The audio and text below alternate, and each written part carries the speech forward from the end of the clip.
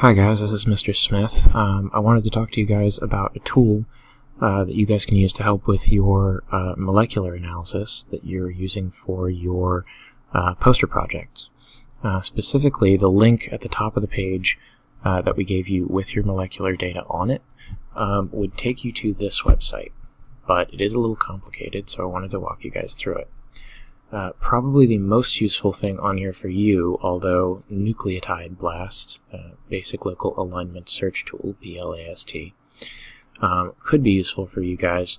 I think probably the most appropriate thing on here is the global alignment, where you can compare two sequences of DNA. So let's go ahead and follow that. And when you get through there, it will give you two spaces where you can enter nucleotide sequences. So what I'm going to do is I'm going to go into the document, and this has been posted on Schoology.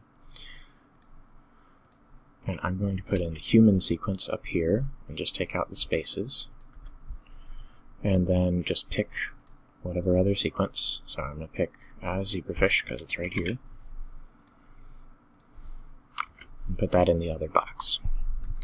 And again, just take out the spaces. Once you've done that, you can decide whether you want the results in the same window or a new one. I'd prefer a new one.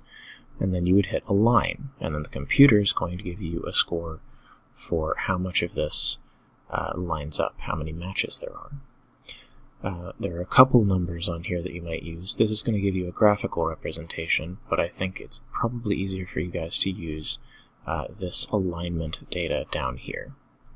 So there's a couple of important things. One, it's going to draw these little vertical lines for each match along the sequence. And you'll notice that it doesn't just line them up base 1 to base 1, base 200 to base 200.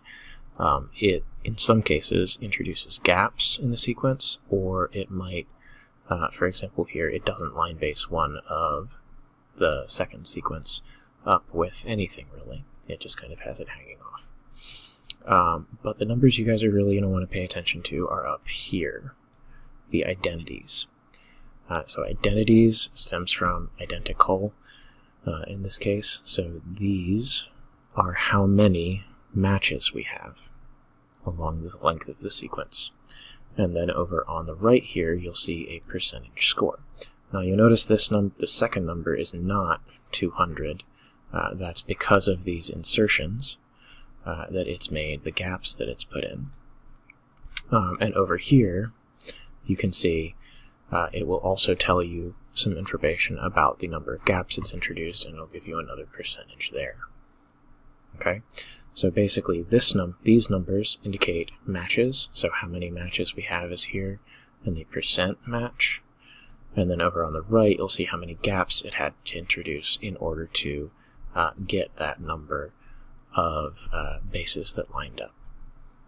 So hopefully that helps you guys use some of that molecular data a little more time efficiently. So hope this helps, and with that, have a good night. Mr. Smith, signing out.